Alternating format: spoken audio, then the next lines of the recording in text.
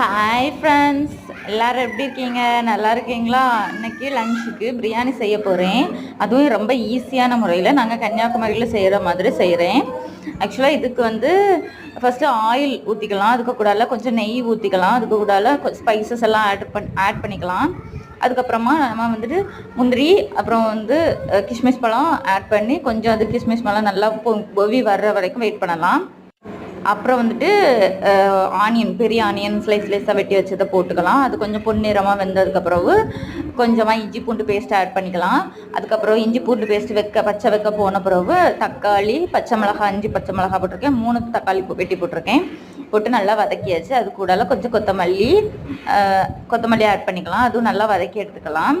இப்போ chicken add பண்ணுறேன். ஆக்சுவலாக சிக்கன் நேரமே நான் உப்பு, மஞ்சள், வத்தல் பொடி எல்லாம் போட்டு நல்லா தயிர் போட்டு நல்லா மேக்னேட் பண்ணி வச்சுருக்கேன். இது ஒரு 1/2 hour முன்னாடியே பண்ணி வச்சுருக்கிறதுனால நம்மளுக்கு உப்பு எல்லாம் நல்லா பிடிச்சி, மசாலாலாம் நல்லா பிடிச்சிருக்கேன் சிக்கனில். அதனால தான் இந்த மாதிரி செஞ்சுருக்கேன். இது கூடலாம் கொஞ்சம் தயிரும் ஆட் பண்ணி கொஞ்சம் ஸ்லோ ஃப்ளேம்லேயே நம்ம கொஞ்சம் விட்டுறலாம் அடுப்பை. அப்படி இருக்கும்போது தான் சிக்கனில் இருக்க தண்ணி சிக்கன் கொஞ்சம் வேகும். அது கூட லெமன் பிழிஞ்சு விட்டுட்டு தேவையான அளவு மசாலா போட்டுக்கலாம். சிக்கன் பிரியாணி மசாலா கொஞ்சமாக போட்டிருக்கேன்.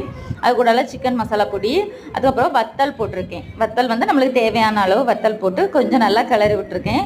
இது ஒரு 10 நிமிஷமாக நான் அப்படியே போட்டிருக்கேன். அப்போ தான் அது தண்ணி வேகும்னு சொல்லிட்டு கொஞ்சம் ஓரளவு சிக்கன் கொஞ்சம் வெந்த மாதிரி இருக்குது. இப்போ தேங்காய் பால் ஊற்றிருக்கேன்.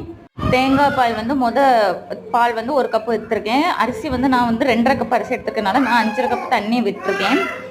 தேங்காய் பால் 3 கப்பு ஊற்றிக்கிட்டு அப்புறம் தண்ணி கொஞ்சம் 2 கப்பு சாதா தண்ணி விட்டுட்டு இப்போ நல்லா கிளறி விட்டுட்டு கொஞ்சம் கொதிக்க வைக்கணும்.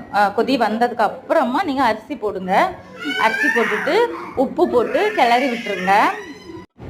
ஓகே, மூடி போட்டு மூடிடலாம். இப்போ ஓப்பன் பண்ணி பார்க்கும்போது பிரியாணி நல்லா வந்துடுச்சு. ஓகே, இன்றைக்கி நாங்கள் பிரியாணி தம் போட்டேன். ஒரு 5 minutes தம் போட்டு பிரியாணி எடுத்தேன். அம்மா கொஞ்சம் குழஞ்சிருச்சுன்னு சொன்னாங்க, மற்றபடி நல்லா இருந்துச்சுன்னு சொன்னாங்க. இது கூடலாம் ஆனியன் ரைத்தா, அதுக்கப்புறம் உப்பு கொஞ்சம் ஒரு முட்டை வச்சு கொஞ்சம் சிக்கன் பொரிச்சு வச்சு நாங்கள் சாப்பிட போகிறோம். மதிய லஞ்ச் எங்களுக்கு இதுதான். உங்களுக்கு என்னங்கிறத கமெண்ட்டில் சொல்லுங்கள். வீடியோ பிடிச்சா லைக்